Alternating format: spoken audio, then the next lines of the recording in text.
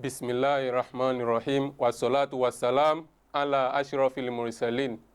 Chers internautes de MLTV, nous allons parler aujourd'hui de ce qui est interdit à la femme pendant les règles.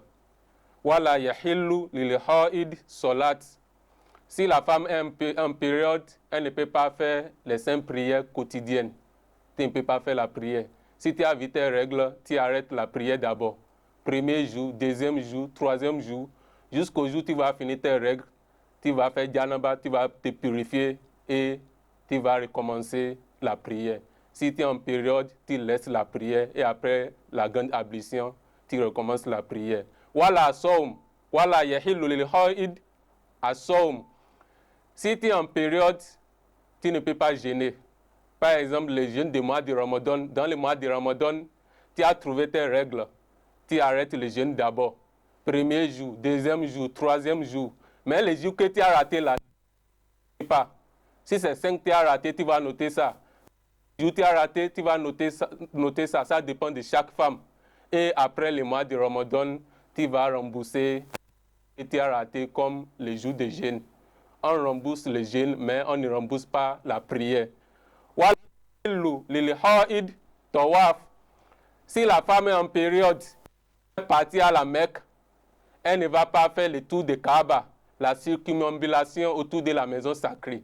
Elle ne va pas faire le tour de Kaaba, ce que les gens font là, elle ne va pas faire parce qu'elle est en période.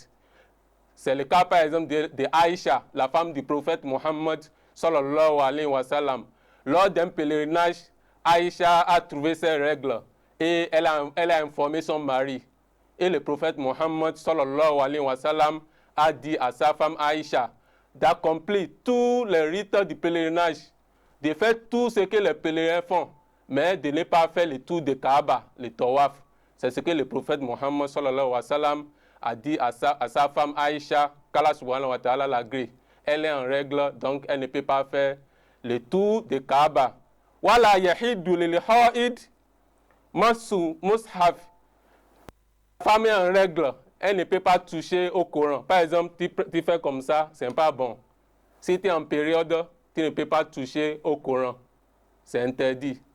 Donc, tu dois finir tes périodes. D'abord, tu vas te purifier. Après, tu vas prendre le Coran pour faire la lecture. Wala yahillu lil haid wala yahillu li zawjiha fariduha. Si tu es en période, tu vas avoir des rapports intimes avec lui.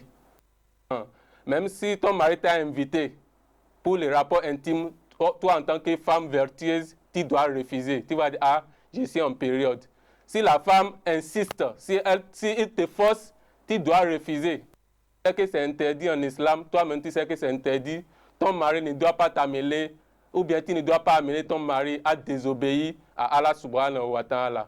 Chères femmes, si vous êtes en période, vous ne pouvez pas faire l'amour avec votre mari.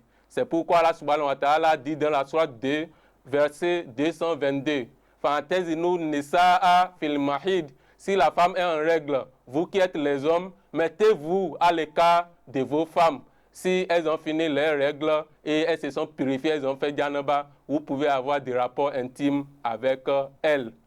Et concernant la mosquée maintenant, si la femme est en période, est-ce qu'elle peut entrer dans la mosquée ou bien elle ne peut pas entrer? Un jour, le prophète Mohammed sallallahu alayhi wa sallam, c'est un hadith rapporté par Muslim, c'est un hadith authentique. Le prophète Mohammed a dit à sa femme Aïcha dans la mosquée pour lui amener tapis, on peut dire natte. Et Aïcha a dit, mon mari, je suis en période, j'ai déjà trouvé mes règles.